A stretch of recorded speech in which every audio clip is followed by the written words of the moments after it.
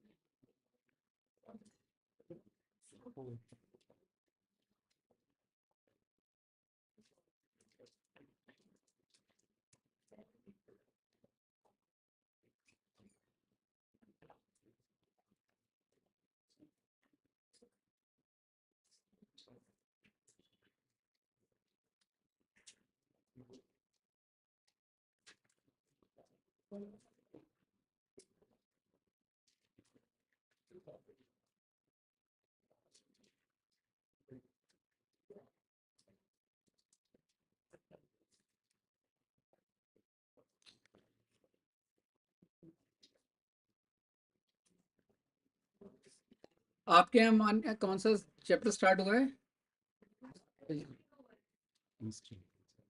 Chemical reaction. आपके यहाँ, आपसे पूछना बेटा, ये आपके यहाँ कौन सा हुआ है? अभी तो स्कूल ही निकले। अच्छा, सेंट एंजल ही है। इतना लेट क्यों कर रहा है सेंट एंजल? 8 तारीख तो बहुत।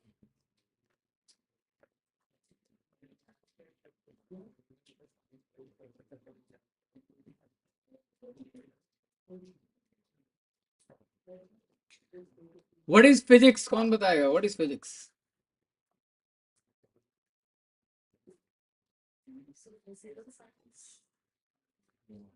The branch of science that deals with the study of nature and natural phenomena, right?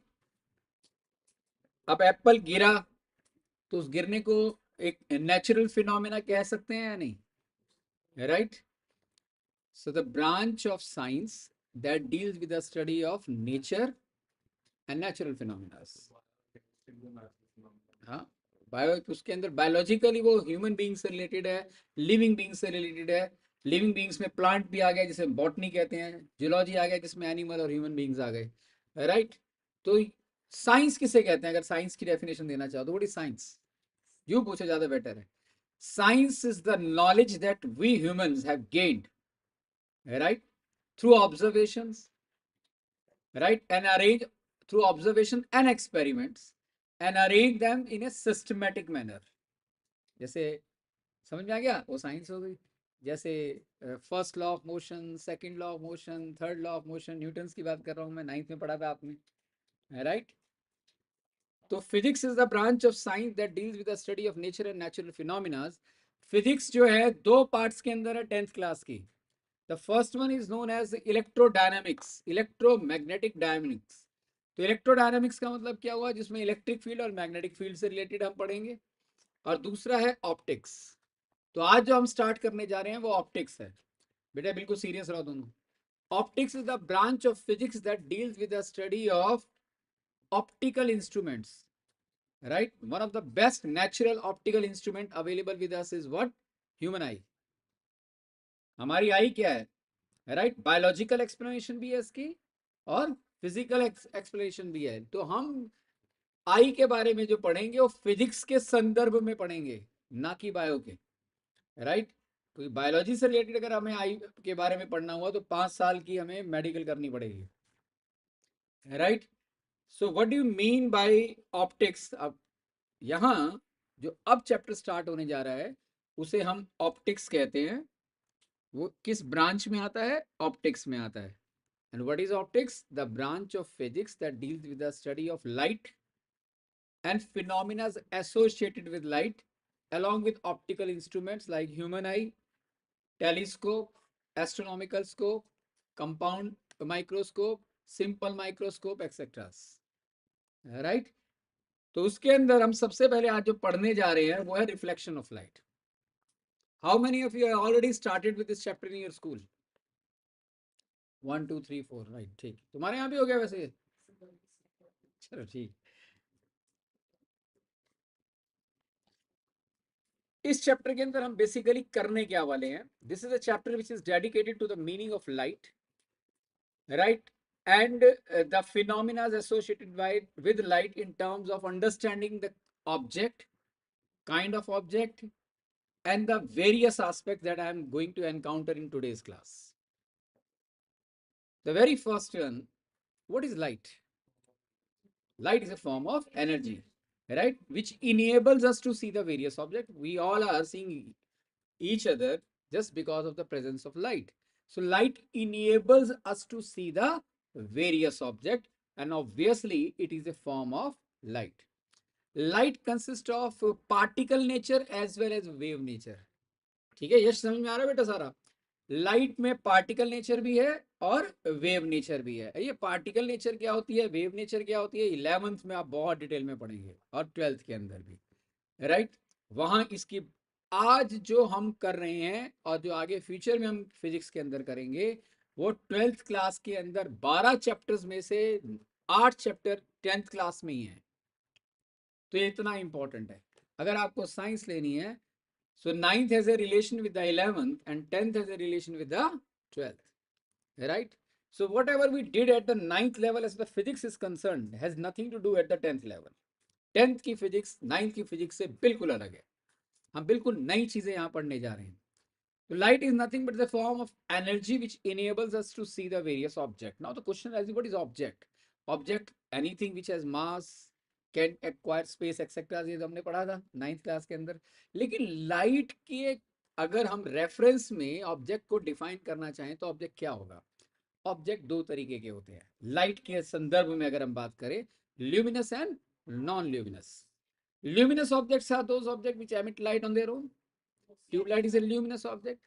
हर वो ऑब्जेक्ट जो अपने थ्रू लाइट क्रिएट कर सकता है, which acts as a source of light, is regarded to be the luminous object. Non luminous object वो होता है कि which can not emit light on their own, जैसे we are non luminous in nature. अच्छा, my question is to you, moon is luminous और non luminous? Why is it so? Because the sun rays falls over the surface of the moon, and that light rays from the surface of the moon itself gets reflected towards the earth, through which we can see the moon itself. Actually, moon doesn't create any kind of light on its own. So it's a non-luminous object. ये भी board exam का एक important question है। तो पहला question लिखो, define light and hence define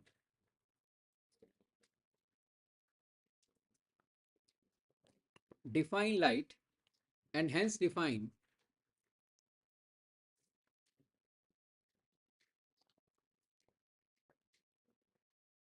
luminous and non-luminous object. Luminous and non-luminous object. देखो, हम सब साइंस के स्टूडेंट हैं, हमने लाइट की डेफिनेशन तो समझ ली। अगला हमारे दिमाग में क्वेश्चन आना चाहिए कि भाई ये जो लाइट है इसके अपने क्वालिटीज क्या है, उसके कैरेक्टरिस्टिक फीचर क्या है। तो नेक्स्ट क्वेश्चन बनता है, ये बड़ा इंपॉर्टेंट क्वेश्चन है, what are the characteristic feature of, देखो, what are the characteristics feature of light. Light के कैरेक्टरिस्टिक फीचर कौन कौन से हैं, right? So in order to understand the same,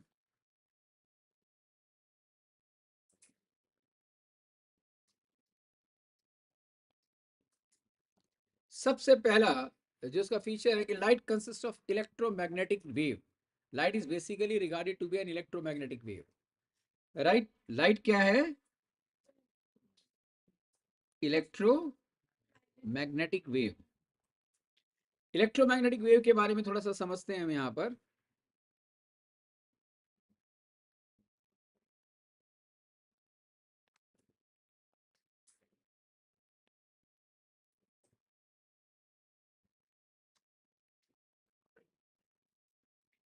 यहाँ दो वेव्स दिखाई दे रही है ना, वेव के बारे में आपने पढ़ा होगा 9th क्लास के अंदर, लास्ट चैप्टर था ना वेव, राइट? तो आप देखिए यहाँ पर along the x-axis there are the pair of waves are shown over here. एक वेव इस तरीके से दिखाई दे रही है, ध्यान से देखिए, जो ब्लैक वन है वर्टिकली है, जो रेड वन है वो हॉरिजॉन्टली है, right? So there is an existence of a pair of waves, one is actually the displacement of the one is along the y direction, parallel to the Y direction. जो black one है Y direction के parallel है. ये है ना, इसे हम displacement amplitude कहते हैं नहीं इसे हम, राइट. और ये भी एम्पलीट्यूड है.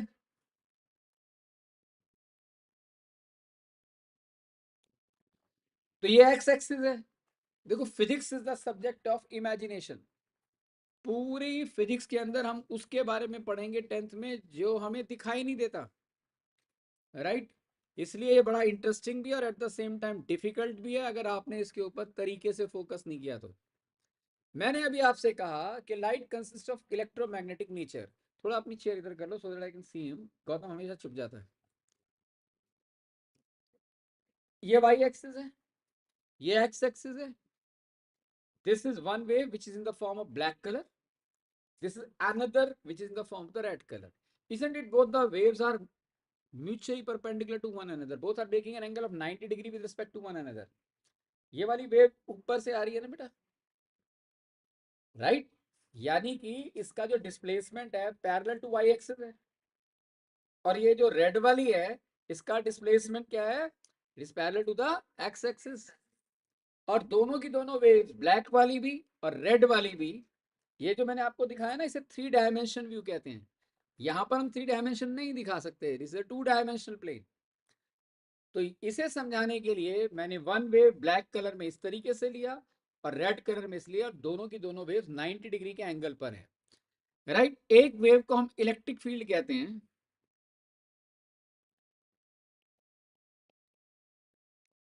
और ये दूसरी वेव को हम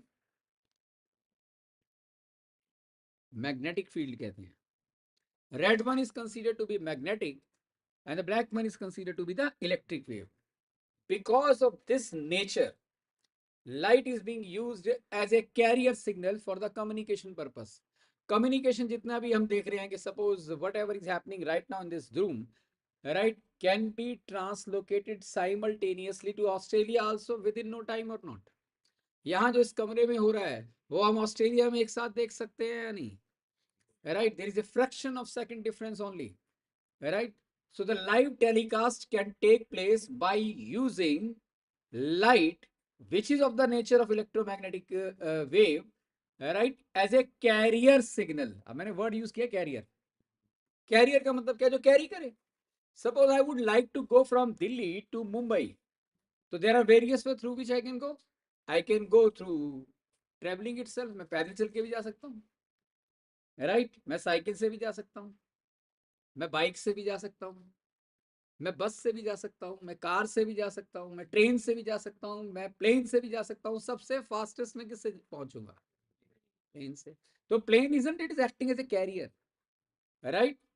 it carries us when whatever is happening in this room in science is regarded to be information. उसे क्या कहते हैं हम, बड़ी इंपॉर्टेंट डिटेल में दे रहा हूं आपको. इंफॉर्मेशन, इंफॉर्मेशन दो तरीके की होती है. Information are of two types. First pictorial signal and another with the voice signal. जो इस कमरे में हो रहा है, दो ही चीजें तो हो रही हैं यहाँ, जो चीजें दिखाई दे रही हैं या जो सुनाई दे रहा है. जो सुनाई देता है उसे हम इलेक्ट्रिक फील्ड के ऊपर रखते हैं. What I am speaking right now is superimpose on to the electric field and whatever is visualizing in this room is superimposed onto the magnetic field. So light is one of the best carrier signal because it carries simultaneously the picture as well as the voice signal onto it. It is just acting as a plane, right. तो light अपने आप में plane की तरह है क्योंकि इसकी speed क्या है, 3 × 10⁸ metre in 1 second.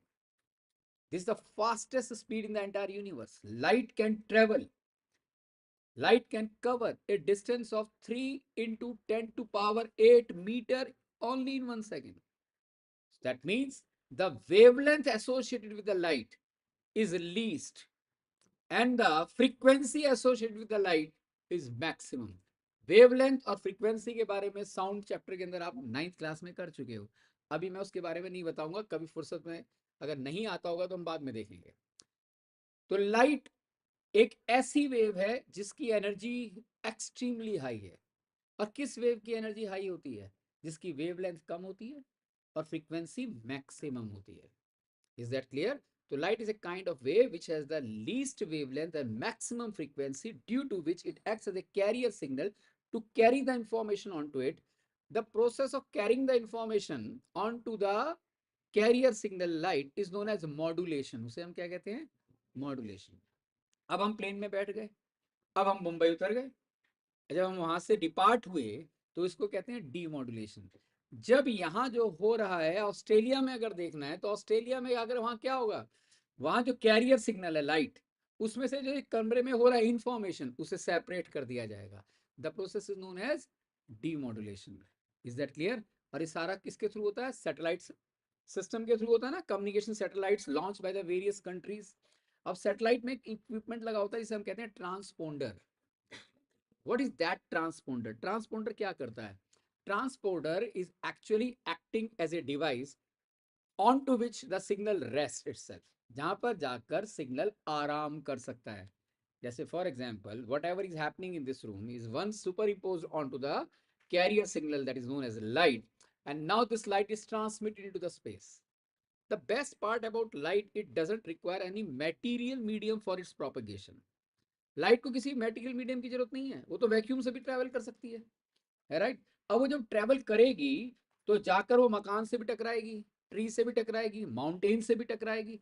And once these light rays which carries immense amount of energy along with the information onto it, once strike the mountains or the various obstacles available in the sky as well, then in that case there is every possibility of the loss of information, right?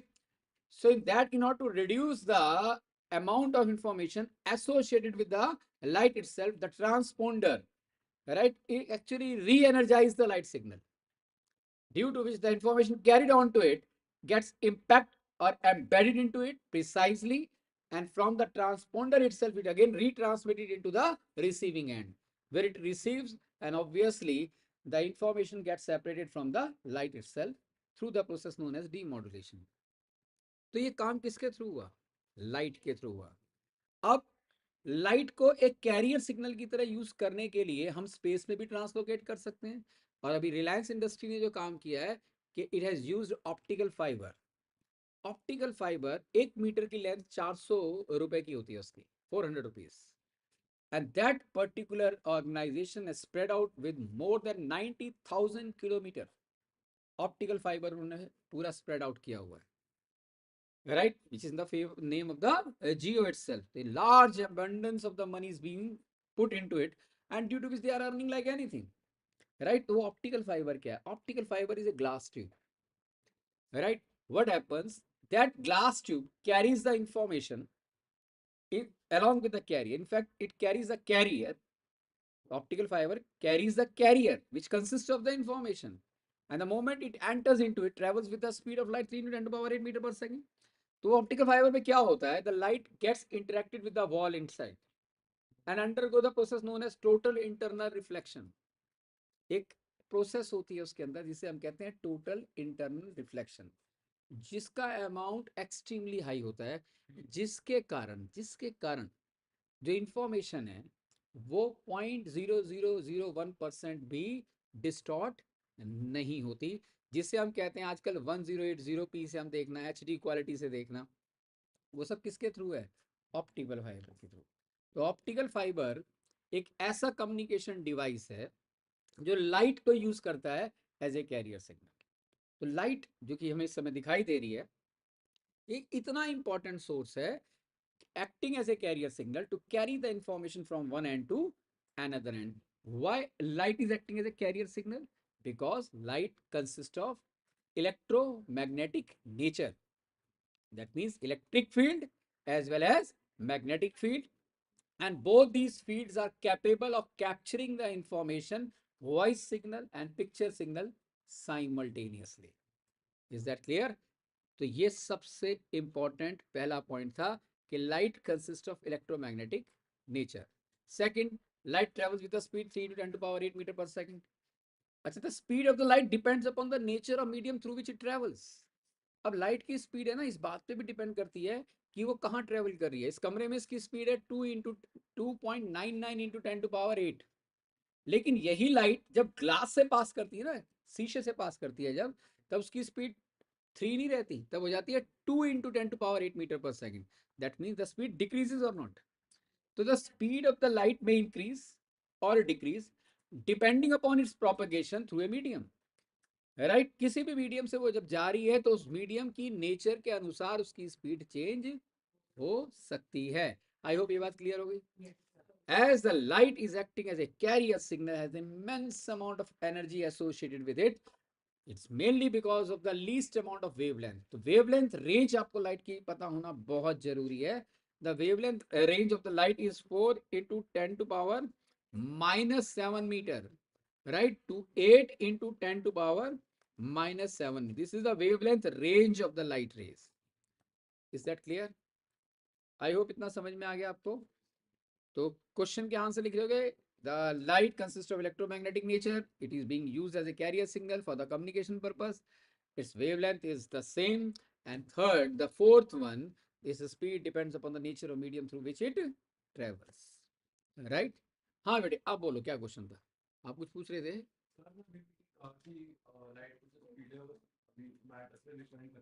हाँ, नहीं पास, पास तो किसी से भी कर सकती है, लेकिन इसकी स्पीड में चेंज आ जाएगा ना. अब ग्लास के थ्रू तो पास कर रही है वो, लेकिन क्या लाइट बिल्कुल ब्लैक ऑप्टिक सब्सटेंस से पास कर पाएगी? वहां से वो क्या हो जाएगी, एब्जॉर्ब हो जाएगी. राइट. अब एब्जॉर्ब होने का मतलब क्या हुआ, उसकी स्पीड खत्म हो गई, जीरो हो गई. Did you get it? तो यहाँ पर जब हम कम्युनिकेशन में यूज करते हैं तो उसका जो कैरियर सिग्नल हम यूज करते हैं उसकी इंटेंसिटी को बहुत हाई लिया जाता है, लेकिन फिर भी चांस होते हैं कि इंफॉर्मेशन खो सकती है. इसलिए सैटेलाइट में एक डिवाइस लगा होता है जो खोई हुई इंफॉर्मेशन को खींच लेता है और लाइट के ऊपर दोबारा रीइंपोज कर देता है. And that's what you need to understand and need to learn when you will for the electronics engineering, right, after 12th. वहां आपको ज्यादा बेहतर पता लगेगा. आई होप ये बात क्लियर हो गई. Any doubt to it? अब हम ये चैप्टर क्यों पढ़ रहे हैं? क्या लाइट को जानने के लिए पढ़ रहे हैं? नहीं, हम ये जानने के लिए पढ़ रहे हैं why we are studying this chapter, कि what happens when this light falls over the surface of an object. किसी ऑब्जेक्ट की सतह पर जाकर जब ये लाइट गिरती है तो क्या हो सकता है, ये हमें देखना. हाँ, नहीं पार्टिकल नेचर अभी नहीं, और ना ही वेव नेचर. ये दोनों, wave nature particle nature, 12th class में करोगे, और वो भी 12th में. जब आपने इसी चैप्टर को पढ़ना है. 12th में 2 चैप्टर हैं, एक है वेव ऑप्टिक्स, एक है रे ऑप्टिक्स. वेव ऑप्टिक्स के अंदर पढ़ोगे आप, right, and Kapil sir has a mastery over it, right. और इसी के ऊपर उसकी इंजीनियरिंग का वो समय काम भी कर रहा है, तो उसके बारे में डिटेल आपको आगे फ्यूचर में पता लगेगी. फिलहाल मैं ये कहना चाहता हूँ कि लाइट के बारे में थोड़ी सी एक्स्ट्रा डिटेल मैंने ये देनी चाहिए कि उसके अंदर फोटॉन्स भी होते हैं, पार्टिकल भी होते हैं, और वो वेव की तरह भी मूव करते हैं. इसलिए light consist of particle as well as wave nature. But why, इस वाई का आंसर आपको फ्यूचर में पता लगेगा. अभी आप चाहकर भी नहीं बता सकता, क्योंकि उससे पहले आपको 11th का बहुत कुछ पता होना चाहिए, राइट. अब है कि लाइट जब कभी किसी ऑब्जेक्ट के सरफेस पे गिरती है तो क्या हो सकता है. पहली बात तो ये हो सकती है कि वो आएगी, गिरेगी, आर पार हो जाएगी, चली जाएगी. जैसे ट्रांसपेरेंट शीशा है, आर पार दिखता है ना शीशा, तो उस पर लाइट आगे गिरेगी तो उसके अंदर से पास होके बाहर चली जाएगी. It will come out from the other end of the same, right. पहली बात. दूसरा, light falls over the surface of the object and gets completely absorbed by it. या तो ये हो सकता है कि लाइट पूरी की पूरी एब्जॉर्ब भी कर लिया जाए, वो ऑब्जेक्ट में इतनी ताकत हो कि वो लाइट को एब्जॉर्ब कर ले. वो ब्लैक ऑब्जेक्ट के अंदर है, 100% परफेक्ट ब्लैक बॉडी कोई भी नहीं है. 95% तक ब्लैक जो है फिनोमिना कोई ऑब्जेक्ट एग्जिस्ट कर सकता है. Means the object, A black object is capable of absorbing 95% of the light is falling over to its surface. तो तीसरा काम क्या हो सकता है कि लाइट आके गिरेगी, ना ही वो पास करेगी, ना ही एब्जॉर्ब होगी, वो सेंट बैक हो जाएगी, वो वापस भेज दी जाएगी, राइट. और the process of sending back the light raise falling over the surface of an object is known as reflection of light. Did you get it? What do you mean by reflection? The phenomena, ये light आई, टकराई, टकरा के यूं वापस चली गई। The phenomena of sending back the light ray falling over the surface of the object is known as reflection of light, right? तो इसी बात को समझना है हमने। तो नेक्स्ट क्वेश्चन लिखो, how to convert a transparent glass into a mirror, transparent glass into a mirror, and hence define the following, and hence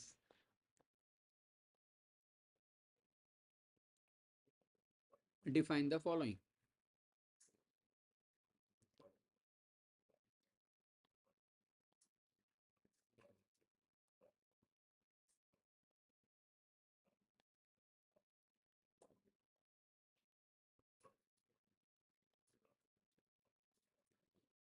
मान के चलिए कि मेरे पास एक ट्रांसपेरेंट पीस ऑफ ग्लास है, एक ग्लास का टुकड़ा है मेरे पास, राइट? उसके आइदर दिस एंड और दिस एंड, मैं अपना राइट हैंड ले रहा हूं, एक ग्लास है, ट्रांसपेरेंट ग्लास है, उसकी इतनी सी थिकनेस है बस। What I did, I have taken the silver, as silver is a metal and silver is the best reflector, right or not? सबसे बेस्ट रिफ्लेक्शन किसका होता है? आपने 9th क्लास में मेटल नॉन मेटल की प्रॉपर्टीज पढ़ी है ना। तो silver is considered to be the best reflector of the light rays. It can reflect as much as 95% of the light rays falling onto its surface. So let us consider a transparent piece of glass and one side of the same, right, is actually coated with, is actually deposited with the silver. हमने silver उसके एक end के ऊपर पूरा deposit कर दिया, followed by the red coat on to it. अब silver जो है कोड हो सकता है, उसके अंदर कोरोजन हो सकता है, उसमें रस्टिंग हो सकती है। द रस्टिंग ऑफ सिल्वर का मतलब क्या होगा? Silver when interact with the oxygen from the atmosphere gets oxidise in the form of silver oxide, Ag2O बन जाता है, और वो सिल्वर को ईट अप कर सकता है, वो सिल्वर को कमजोर कर सकता है, वो सिल्वर की एग्जिस्टेंस को ग्लास से हटा सकता है। तो उसे बचाने के लिए जैसे ही आपने शीशे के एक तरफ सिल्वर को डिपॉजिट किया, उसके बाद लाल कलर से पेंट कर दिया। तो लाल कलर से क्यों पेंट किया? Because the red colour prevents the oxidation, prevents the interaction of oxygen right from the atmosphere with the silver। तो रिएक्शन होगा नहीं, कोरोजन होगा नहीं, और वो शीशा सालों साल चलेगा, राइट?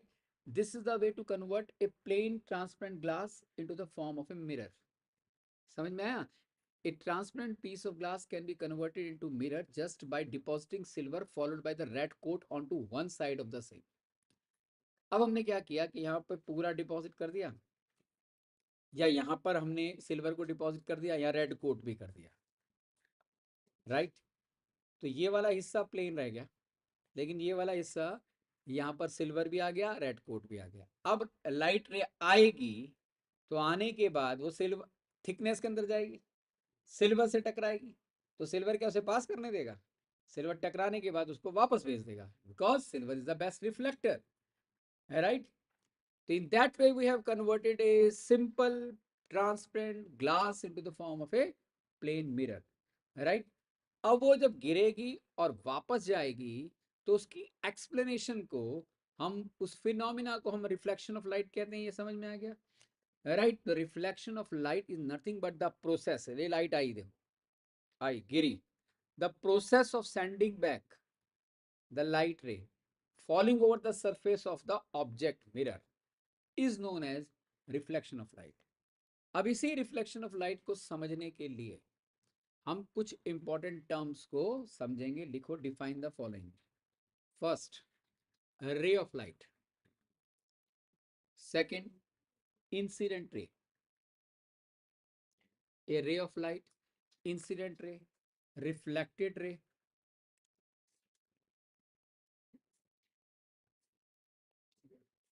रे ऑफ लाइट पहला लिखना है, रे ऑफ लाइट, दूसरा इंसिडेंट रे, तीसरा रिफ्लेक्टेड रे, चौथा नॉर्मल रे,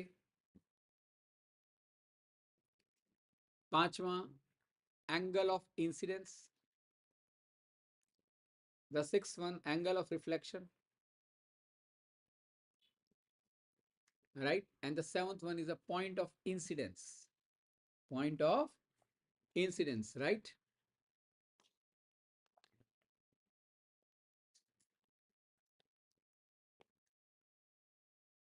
आई होप आपको समझ में आ गया होगा कि ये एक प्लेन मिरर है या नहीं. So this straight line having this red hedges are nothing but represent the existence of a mirror. ये मिरर की तरह एक्ट कर रहा है, राइट? अब मैंने कहा कि रिफ्लेक्शन लाइट को हमें समझना है, तो उसके लिए हमें ये जो टर्म्स मैंने लिखवाई हैं इनका मतलब मालूम होना चाहिए, और ये बोर्ड एग्जाम का हमारा सबसे इंपॉर्टेंट क्वेश्चन है. ये डेफिनेशन एग्जाम में आ भी सकती है, तो हम इसे कैसे करेंगे? सबसे पहले ए रे ऑफ लाइट किसे कहते हैं? A ray of light is a straight line along which the light travels. That's it. समझ में आया मैंने क्या कहा? ये जो सूरज से, ट्यूब लाइट से, बल्ब से जो भी रोशनी आ रही है उसे हम रे ऑफ लाइट कह सकते हैं. क्यों कह सकते हैं? क्योंकि वो जो रे ऑफ लाइट है, वो जो लाइट की रेडिएशन है, वो सीधी लाइन में चलती है, राइट? और सीधी लाइन में चलने के कारण उसे हम क्या कह सकते हैं? A ray of light. तो what is ray of light? Ray of light is a straight line along which the light travels. Got it? तो incident ray, reflected ray, normal ray, etcetera etcetera all are regarded to be the ray of light. ठीक है ना? तो incident रे को हम समझते हैं पहले. मान के चलिए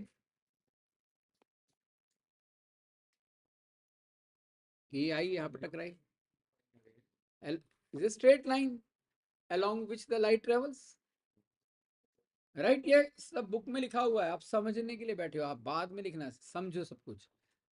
जब मैं जो नोट करने के लिए कहूँ ना तभी नोट करना कुछ, अदरवाइज सबका फोकस यहाँ होना चाहिए. ये एक रे ऑफ लाइट है या नहीं, राइट? तो what is incident ray? Incident ray is a ray of light that falls over the surface of the object, that falls, that strikes over the surface of the object, right? तो इसे हम क्या कह सकते हैं?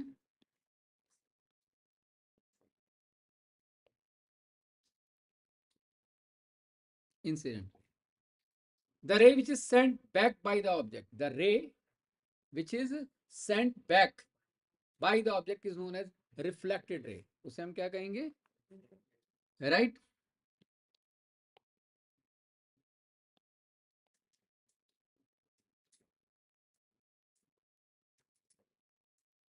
and a ray of light that falls normally to the mirror itself, जो कि सीधी आई और टकराई, that falls normally, a ray of light that makes an angle of 90 degree with the plane is known as normal ray.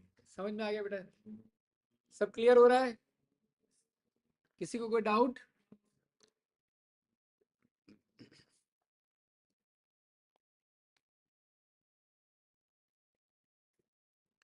This is normal रे, right? ये दोनों वे travel कर सकती है. आई होप इतना समझ में आया.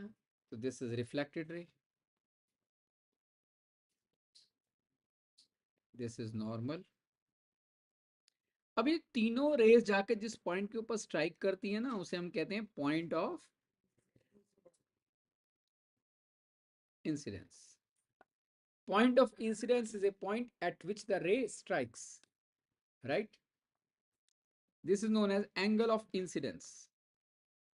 Angle I is angle of incidence. Angle R, angle of reflection. So what is angle of incidence? Angle of incidence is the angle made by the incident ray, with the normal at the point of incidence, right? Reflected ray is defined as a ray of light, right? Angle of reflection is the angle made by the reflected ray with a normal at the point of incidence. Did you get it? I hope समझ में आ गया आपको. तो angle आई और angle are clear है. तो जो भी मैंने टर्म दिखवाए, ray of light, incident ray, reflected ray, normal ray, angle of incidence, angle of reflection, any doubt to it? Logically समझ में आ रहा है ना? Yes. थ्योरी है, राइट? तो थ्योरी का मतलब थोड़ा सा आपको लग सकता है कि थोड़ा बोरिंग हो रहा हो, लेकिन अलर्ट होके बैठो। I would like to do my level best to make the class as interesting as possible, क्योंकि इसके ऊपर अब आसान क्वेश्चन नहीं आते। जब हम इसके प्रैक्टिकल क्वेश्चन की तरफ जाएंगे ना, तब तुम्हें पता लगेगा ये कितना डेंजरस टॉपिक है। जो दिखता आसान है लेकिन डेंजरस कितना है, इस पे ही सबसे ज्यादा टिपिकल क्वेश्चन आते हैं, राइट? और इसके अबंडेंस ऑफ क्वेश्चन जब कर लोगे तब जाके कॉन्फिडेंस आएगा तुम्हें। लेकिन उस सबको समझने के लिए हमारी जड़ें स्ट्रांग होनी चाहिए, और ये उसके रूट्स है, राइट? तो यहाँ तक आपको सारा समझ में आ गया। अब उसके बाद लॉज ऑफ रिफ्लेक्शन की तरफ पढ़ते हैं। I hope laws of reflection आपने छोटी क्लास में पढ़ा हो। लॉज ऑफ रिफ्लेक्शन क्या कहता है? That the incident ray, refracted ray and normal all lie on the same plane, isn't it? All the three rays are available into this white sheet. इस white sheet पर है या नहीं ये तीनों rays, बताओ? Right? So all the three rays are available in two dimensional plane. ये पहला लॉ हो गया। दूसरा लॉ क्या होगा? Angle of incidence is equal to angle of, angle I is equal to angle R, ये सेकंड लॉ है। अगर मान के चलो एंगल आई 30 डिग्री है, तो एंगल आर भी कितना होगा? अगर एंगल आई 45 है तो कितना होगा? अब मान के चलो कि ये रे ऑफ लाइट है ना, ये जो नॉर्मल है, ये नॉर्मल ही इंसिडेंट रे है, यही इंसिडेंट रे है। तो एंगल ऑफ इंसिडेंस क्या हुआ? 90 degree. Manya, angle of incidence क्या हुआ? 90। सभी का 90, right? The answer is wrong, it has to be 0। क्यों? क्योंकि ये आपने बताया ना, ये मान लिया 30 डिग्री है, अब इसको छोटा करते जाओ और छोटा करते जाओ, एक सिचुएशन ऐसी आ जाएगी कि incident ray will overlap with the, और will be collinear with the normal ray. तो एंगल आई क्या हो गया? तो एंगल आर भी क्या होगा? तो एंगल आर 0 का मतलब क्या हुआ? What do you mean by that? Explain this sentence, comment on it. When the incident ray, normal ray itself act as an incident ray, normal ray act as an incident ray, what would be the value of I, right, and the value of R, and hence what happens to the light ray? ये question है। हाँ, साक्षी बताएगी पहले, आप बताओ। So the wave follows the same path that is 180 degree. 180 degree. Sakshi answer is correct. देखो कैसे, ये आई ना रे, तो एंगल आई क्या हो गया? 0। टकराने के बाद ये इसी रास्ते से वापस जा रही है, राइट? सो एंगल आर भी क्या होगा? 0। Angle R equals to 0, it means that the light will follow the same path but in opposite direction, but in opposite, that means the light ray retraces its path in opposite direction, is the explanation about angle r equal to 0. is that clear? तो angle आई 0 कब होगा? जब incident ray normal रे से coincide कर जाएगी, तो angle आई हो गया 0, एंगल आर भी क्या आ गया? 0, which means that the light retrace its path in the opposite. Any doubt to it? चले आगे।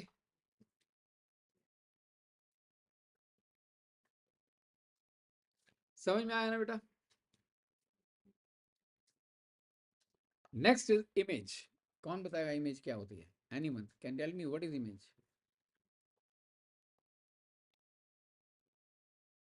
अच्छा, इमेज से पहले अभी ऑब्जेक्ट के बारे में मैंने पूछा था आपसे, क्या होता है भाई object? Anything which has mass, can occupy volumes etcetera, ये सब हमने देखा था। लेकिन लाइट के फॉर्म में हम ऑब्जेक्ट को क्या कहेंगे? In with respect to light, reference to light. हाँ Shivam, superb answer, excellent. Anything which has the tendency, which has the capacity, which has the capability to reflect the light ray from it is known as object. उसे हम क्या कहेंगे? हर वो चीज जो कि reflect करने की काबिलियत रखता हो, तो वो ऑब्जेक्ट है लाइट की निगाह में। अगर वो लाइट की निगाह में ऑब्जेक्ट है, तो क्या हम ऑब्जेक्ट हैं? हम सब ऑब्जेक्ट हैं लाइट की निगाह में। क्यों? तभी तो देख पा रहे हैं एक दूसरे को। See the source of the light, creating the light, falling onto our body, and obviously gets reflected, entering into our eye, right? Falls onto the retina, and over there the retina converts the information to the form of electrical signal, passes towards the brain via optic nerve, and brain creates the perception of vision. Is that clear? तो टकराकर वापस अगर light आएगी किसी चीज से, वही object हम देख सकते हैं, अदरवाइज नहीं। किसी पे गिरी और वहां ऑब्जर्व वो उसने पूरा ऑब्जर्व कर लिया उसको, तो क्वाइट ऑब्वियस है we can not see it. So anything which has the tendency to reflect the light ray is known as an object. अब ऑब्जेक्ट की इमेज बनती है, तो इमेज दो तरीके की होती है, एक होती है वर्चुअल, एक होती है रियल। हाँ बेटे,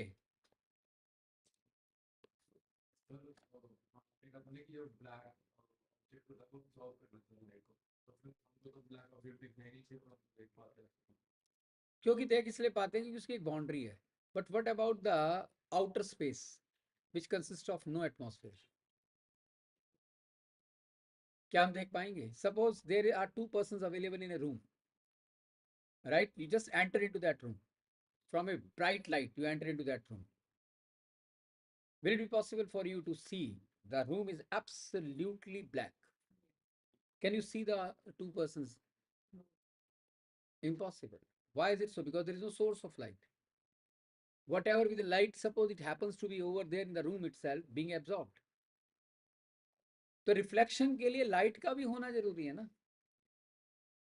तो जब सपोज कोई चीज ऐसे ब्लैक दिख रही है, ऐसे अलमारी है, it is not perfectly black but it seems to be like black, इसे हम बिल्कुल भी ब्लैक कर दें तो भी हम देख पाएंगे। क्यों देख पा रहे हैं? क्योंकि इसकी बाउंड्री पे तो लाइट्स है, इसके चारों तरफ तो लाइट है। अगर इसके बिल्कुल कमरे के अंदर सब कुछ ब्लैक होता, then in that case it will not be possible for us to see, everything would be black, तब पॉसिबल नहीं। इमेज दो तरीके की होती है, एक होती है वर्चुअल इमेज, एक होती है रियल इमेज। वर्चुअल क्या होती है? सिंपल सी भाषा में कहा जाए, वर्चुअल का मतलब आप शीशे के सामने खड़े हो, आप अपने आप को देख सकते हो या नहीं, राइट? अब आप शीशे के सामने से हट गए, तब भी आपके देख पा रहे हो अपने आप को। तो आपकी इमेज तब तक रहती है जब तक आप ऑब्जेक्ट के सामने, जब तक आप मिरर के सामने हैं। तो ऐसी इमेज जो ऑब्जेक्ट के हटते ही हट जाए उसे कहते हैं वर्चुअल, और एक ऐसी इमेज जो ऑब्जेक्ट के हटने के बाद भी रहे उसे कहते हैं रियल इमेज। हम टीवी में जो पिक्चर देखते हैं, थिएटर्स में जो मूवी देखते हैं, तो वहाँ एक्टर एक्ट्रेसेस रियलिटी में वहाँ कोई काम थोड़ी ना कर रहे हैं उस समय पर्दे के ऊपर। तो वहाँ जो इमेज है वो कौन सी इमेज है? जिस समय आप प्रोजेक्टर के थ्रू देख रहे हो कौन सी इमेज है? Real image which can be obtain on to screen. जो स्क्रीन के ऊपर लाई जा सके उसे हम क्या कहते हैं? Real image. इस चैप्टर को पढ़ने का एक ही मकसद है कि जब हमें पता लग गया कि लाइट और उसके फीचर क्या हैं, अब किसी भी ऑब्जेक्ट को अगर मुझे देखना है in terms of its image, तो लाइट मेरी कैसे हेल्प करती है, ये है इस चैप्टर को पढ़ने का निचोड़। How does the light helps us to visualise the image of an object, may be in the form of virtual और real, and if so what is the process. जहां वो खत्म हुआ, चैप्टर खत्म हुआ। तो पहली बात ये उठती है कि भाई आप शीशे के सामने खड़े हो गए, आपने अपने आप को देखा, इमेज बन गई, तभी तो देखा। तो इमेज बनने की कंडीशन क्या, कैसे बन गई वो image? That is what we need to understand. Anyone who can explain the condition for the formation of image? हाँ,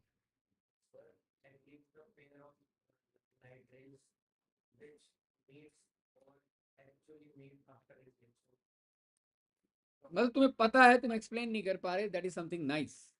अच्छा लगा ये देख के कि yes you have the idea about that. देखो, the condition for obtaining the image of an object, ध्यान से सुनना, the condition for obtaining the image of an object is to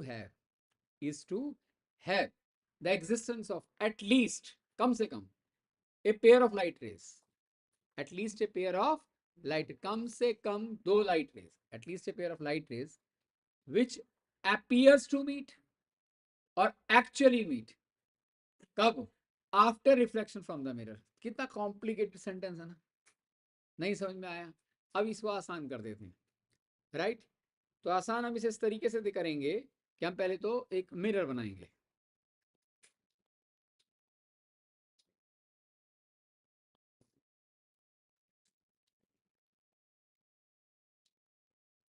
मान लिया शीशे के सामने एक डॉट है, राइट? रमनिक और गौतम, तुम दोनों या तो समझ जाओ, I am seeing that you people are not in complete focus. Why did you change your chair? Are you here to make the friendship in the class itself? Come and sit over there. You both will never sit together, right? Class के समय किसी तरीके की कोई दोस्ती किसी के साथ रखना हद से ज्यादा घातक है और एक तरीके से अपनी पूरी की पूरी पढ़ाई का नाश करना है। ये मत सोचना कि कोई चीज तुम्हें आती। एक समझदार स्टूडेंट जब क्लास में बैठता है ना, तो उसको ये किसी कीमत पर एहसास नहीं होना चाहिए कि आसपास क्या हो रहा है। उसका सारा फोकस वहां होना चाहिए जहां एग्जैक्टली काम हो रहा है, क्लास जहां हो रही है। उससे 80% काम क्लास में हो जाता है। You are brilliant, but that doesn't mean कि you should have over confident. इसलिए क्लास के समय बिल्कुल सीरियस हो, राइट? किसी तरीके की कोई, तुम भी साहब कर, ठीक है रमनिक?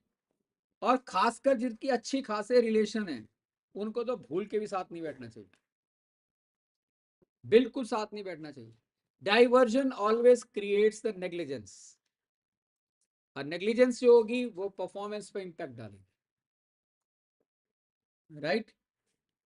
अब मान के चलो ये एक शीशा है, प्लेन मिरर है, ये प्लेन मिरर। हम जैसे शीशे के सामने खड़े होते हैं और उसके सामने एक डॉट है, सिर्फ एक डॉट।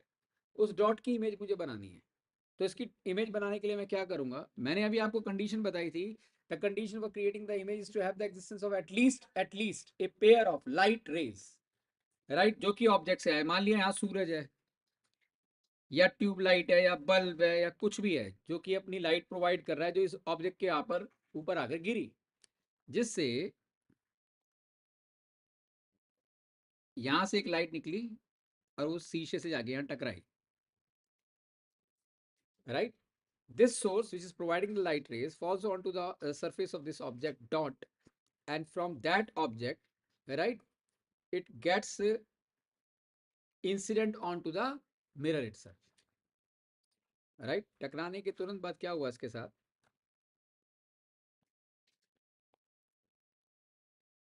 ये यहां से रिफ्लेक्ट कर गई। रूल तो वही रहेगा ना, इंसिडेंट रे। इसे कह सकता हूं ना मैं I1, इसे कह सकता हूं R1। इमेज बनाने के लिए हमें कम से कम 2 इंसिडेंट रेट चाहिए। एक तो बना दी, उसकी रिफ्लेक्शन भी बना दी, नॉर्मल भी बना दी, अब दूसरी भी चाहिए।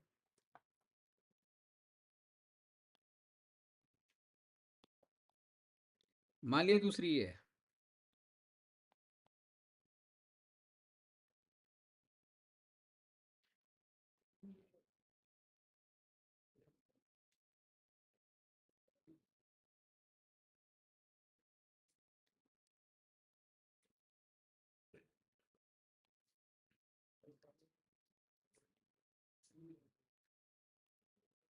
I2 R2, right? So this is incident ray 1, this is reflected ray 1, this is incident ray 2, this is reflected ray 2. The condition for creating the image is to have the existence of at least a pair of light rays, incident rays, right? Which appears to meet or actually meet. अब आप ये देखिए, ये दोनों reflected ray क्या एक दूसरे के पैरेलल हैं? Are they parallel to one another? Reflected ray will never be parallel to one another. They are acting as a divergence ray, right? आपने यूक्लिड ज्योमेट्री पढ़ी थी, तो उसके अंदर पढ़ा था ना, एक लॉ पढ़ा था कि दो रेज अगर इस तरीके से एक दूसरे से डाइवर्ज हो रही हैं तो उनको पीछे की तरफ लेके जाओ तो कहीं ना कहीं मिलेंगी। तो अब हम क्या करते हैं, इसे बैकवुड की तरफ लेके चलते हैं।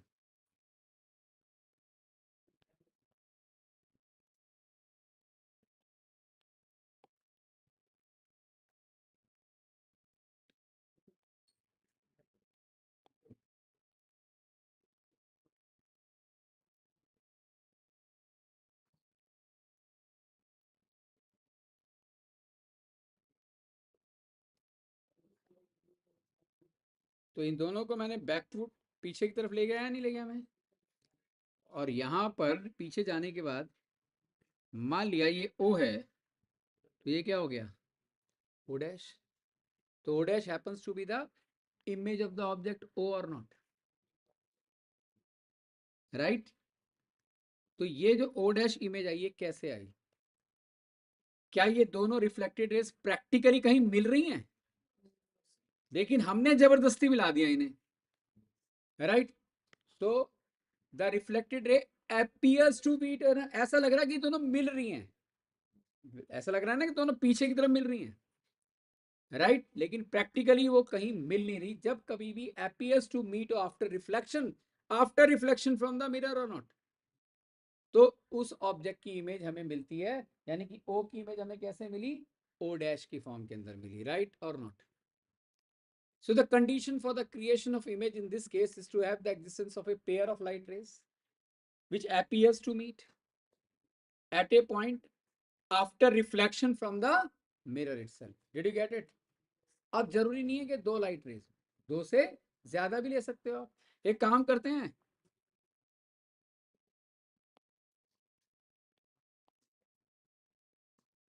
ये एक लाइट रे मैंने ये ले ली, तो टकरा के ये वापस इसी रास्ते पे जाएगी या नहीं जाएगी, इजंट इट?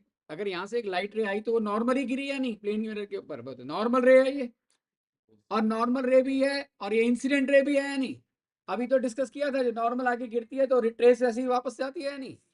अब इसे हम पीछे की तरफ लेके जाएंगे तो कहाँ मिल रही है, ये यहीं मिल रही है या नहीं? आप ऐसी, आप 3, 4, 5, 10, 500, 5000, 5 lakhs इनफाइनाइट लाइट रेज ले सकते हो। All these infinite light rays appears to meet at a common point only, and hence that common point is the image of the object O. वो क्या होगा, उसकी image होगी, right or not?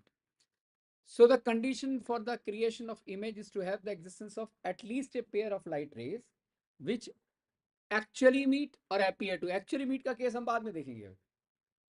Here appears to meet है कब, after reflection from the mirror। कुछ लिखो इसको। The condition for the creation of image,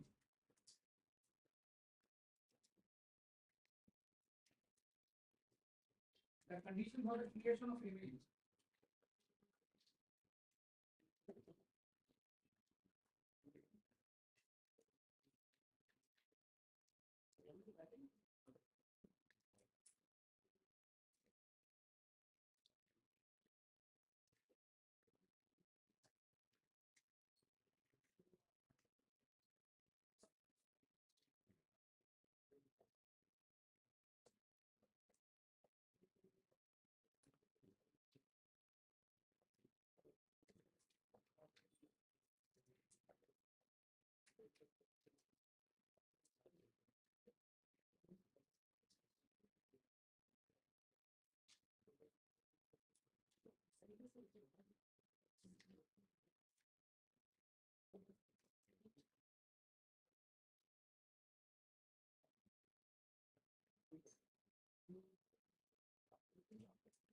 the condition for the creation of image, the condition for the creation of image is to have, is to have the existence of, is to have the existence of, is to have the existence of at least a pair of light rays, at least, is to have the existence of at least a pair of light rays, at least a pair of light rays which actually meet, which actually meet or appear to meet or appear to meet or appear to meet after reflection from the mirror, right?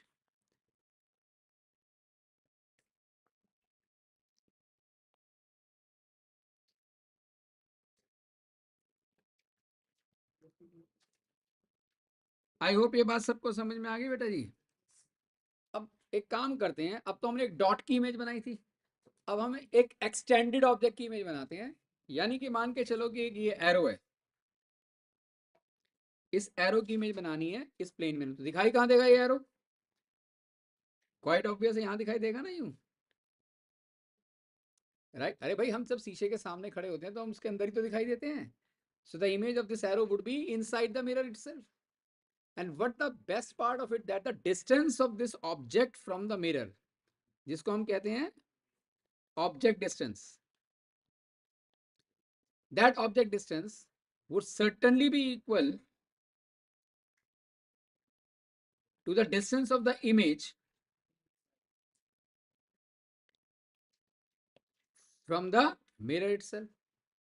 तो ये हम prove भी करेंगे कि object distance और image distance आपस में equal होता है, राइट? आई होप इतना समझ में आ रहा है। अब आप देखिए यहाँ, ये मैंने ऑब्जेक्ट लिया ए और बी, इसकी इमेज मुझे बनानी है। तो सबसे पहले मैं टॉप की इमेज बनाऊंगा, ए की इमेज बनाऊंगा। तो ए की इमेज बनाने के लिए मैं क्या करूंगा, यहाँ मान लिया मैंने ये एक रे लिया और दूसरी रे मैंने ये ली, इसको मैं एक्सटेंड कर सकता हूँ ना पीछे, इसे भी एक्सटेंड कर सकता हूँ पीछे, राइट? ऐसे ही मैंने इसकी भी इमेज बनाने के लिए एक इंसिडेंट रे ली और इसे भी मैं पीछे ले जा सकता हूँ, राइट? तो in that way what I did, I created the image of A in the form of A dash and the image of b in the form of b dash.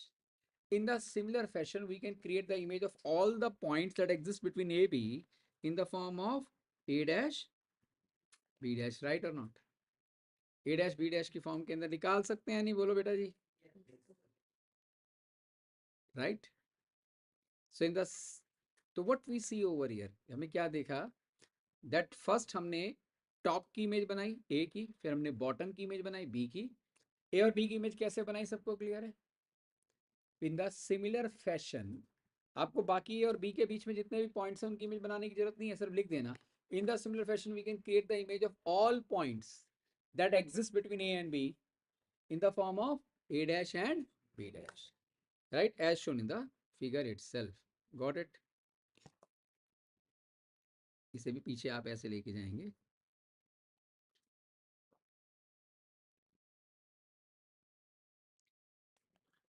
Right? तो अब जब हम अपने आप को शीशे में देखते हैं तो हम बड़े छोटे दिखाई देते हैं या सेम साइज के दिखाई देते हैं? तो what are the characteristic feature of the image obtained with the help of the plane mirror? Plane mirror के थ्रू कैरेक्टरिस्टिक फीचर क्या क्या है कि भाई जो इमेज बन गई प्लेन मिरर के थ्रू, जैसे हम अपने आप को देखते हैं, तो इस इमेज के गुण क्या है, उसकी फीचर क्या है? हाँ Gautam. Virtual AFN option device. और वर्चुअल, इमेज वर्चुअल है, सही कहा। इरेक्ट है, अरे भाई शीशे के सामने खड़े हम उल्टे दिखाई देते हैं क्या? इरेक्ट है, इरेक्ट मतलब सीधा। और सेम साइज के दिखते हैं या नहीं? बस यही 3 पॉइंट है। सेम डिस्टेंस और lateral inversion. Lateral inversion means the side way overlapping. जब अपने आपको शीशे में देखेंगे तो हमारा लेफ्ट हैंड राइट हैंड दिखाई देता है और राइट हैंड लेफ्ट हैंड दिखाई देता है। मैंने बताया था शायद आपको, when we look a cricket match through the mirror, the left-handed batsman appears to be right-handed और the right-handed appears to be left-handed. इसे कहते हैं हम lateral inversion। इस कॉन्सेप्ट का नाम क्या है?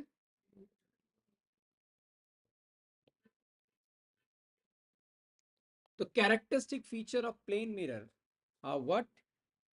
Image is erect, same size, same distance, virtual, laterally inverted। पांचों पॉइंट क्लियर हो गए? अब ऑब्जेक्ट डिस्टेंस इमेज डिस्टेंस के बराबर क्यों होता है ये हम आगे फ्यूचर में देखेंगे, अगली क्लास में देखेंगे, परसों की क्लास में देखेंगे। फिलहाल मैं आपसे ये कहना चाहूंगा कि हमने क्यों ट्यूसडे और थर्सडे को ही दोनों सब्जेक्ट रखे। मैं वेडनेसडे और फ्राइडे भी रख सकता था। उसका सबसे बड़ा रीज़न ये, मैं पिछले 18 साल से यही टाइम टेबल रख के चल रहा हूँ। ट्यूसडे और थर्सडे हमारा लास्ट 18 ईयर से यही टाइम टेबल है। उसका रीज़न ये है कि अब आप थोड़े बड़े हो गए हो, अब आप छोटी क्लास में नहीं रहे। 10th का स्टूडेंट एक मैच्योर स्टूडेंट माना जाता है, राइट। तो उस केस के अंदर आपने मैथ्स भी पढ़ा और फिजिक्स भी पढ़ी, राइट। तो कुछ स्टूडेंट ऐसे हैं जो दूर से आते हैं, कुछ अभी आएंगे जो बहुत ही दूर से आ रहे हैं। तो एक तो उनको एडवांटेज हो जाता है कि रोज नहीं आना पड़ता है। और सबसे बड़ा एडवांटेज ये होता है कि आज आपने मैथ्स और फिजिक्स में जो समझा, कम से कम 2.5-3 घंटे क्लास अटेंड की। अब 2.5-3 घंटे का हमें उसके ऊपर वर्क भी करना है। तो कल का दिन है आपको दोनों सब्जेक्टों को घर पे सेल्फ स्टडी करने के लिए, राइट। ऐसी थर्सडे को क्लास होगी, जो थर्सडे में हुआ उसको फ्राइडे को घर पे पढ़ने के लिए हो गया। सैटरडे हम 2 घंटे का सब्जेक्टिव टेस्ट रखेंगे, राइट। क्योंकि जो आपका बोर्ड का पेपर आएगा वो 2 घंटे का सब्जेक्टिव होगा, 1 घंटे का एमसीक्यू होगा। वो एमसीक्यू हम संडे को रखेंगे और संडे को बायो की क्लास होगी। तो प्रॉपर टाइम टेबल आपको मिल जाएगा। क्या ये बात क्लियर होगी बेटा, राइट। तो आपका ट्यूसडे, थर्सडे, सैटरडे और संडे, इस तरीके से आपका टाइम टेबल रहेगा। जिन स्टूडेंट्स की performance up to the mark नहीं आएगी उनको हम यहाँ रोकेंगे भी। जो खुद से भी रुकना चाहें वो भी रुक सकते हैं। बाकी हम उन्हें वेडनेसडे को भी बुला सकते हैं, फ्राइडे को भी बुला सकते हैं। Is that clear? तो आप ओवरऑल जो मैं पढ़ाऊं, जो मैं तुम्हें इंस्ट्रक्शन दूं पूरा साल, उस पर ब्लाइंड फेथ होके चलो और उसको साथ साथ करो, ठीक है। आज जो आपने समझा है, घर जाके रात को सोने से पहले इसके एक प्रिसाइज छोटे छोटे नोट्स बना लो, रफली बना लो चाहे, लेकिन होमवर्क रजिस्टर होना चाहिए, क्लास वर्क रजिस्टर होना चाहिए, राइट। अभी आप सभी के नंबर आई होप मेरे पास हैं, आपका भी ये सबके नंबर हैं। आज आपको आपके नंबर पर है ना एक ऐप का लिंक मिल जाएगा। मिला अभी तक किसी को नहीं मिला ना? आज मिल जाएगा। काफ़ी ने तो डाउनलोड कर ही रखी है ऐप, बस उनको बैच कोड डालना है। तो आप ऐप डाउनलोड करेंगे और वो वाले मोबाइल पे ऐप डाउनलोड करेंगे जिसका फ्रीक्वेंटली आप यूज़ कर सकते हो, और फिर उस पर आपको बैच को डालते ही बैच में आप एंटर कर जाएंगे। जैसे आप क्लासरूम में एंटर किया तो वहाँ पर आपको कई आइकन मिलेंगे, क्लास का भी, अटेंडेंस का भी और असाइनमेंट का। असाइनमेंट में आज की क्लास के क्लास नोट्स वहाँ पर मिल जाएंगे। एक मेरी साइंस की और मैथ की ई बुक भी आपको मिल जाएगी, राइट। वो उसी में ही है, जो कि मेरी लिखी हुई है मैथ और साइंस की जो किताब है वो आपको उस पर मिलेगी, राइट। इसके अलावा भी मैं आपको रिकमेंड करूंगा कि आपके पास फिजिक्स, केमिस्ट्री, बायोलॉजी की लकीर सिंह होनी चाहिए। मैथ में आप चाहो तो ठीक है, ना चाहो कोई बात नहीं, अगर स्कूल प्रेशराइज करे तो रहो। बाकी साइंस में भी मैथ में भी हम 10-12 किताबों से काम करेंगे, वो सब हम प्रोवाइड करेंगे, ठीक है। आपको सिर्फ इसे फॉलो करना है। That's it for today. Any doubt? थोड़ा सा मेहनत करनी पड़ेगी ऐसे ही बेटा, रोज रोज आने की बजाय एक दिन आपने समझा और कल आप उस पर पढ़ो, राइट। और मेरे साथ साथ फ्लो करना है। That's it for today. Good night. Will meeting the next session. परसों हम मिलेंगे। टाइम टेबल में आपको आज पूरा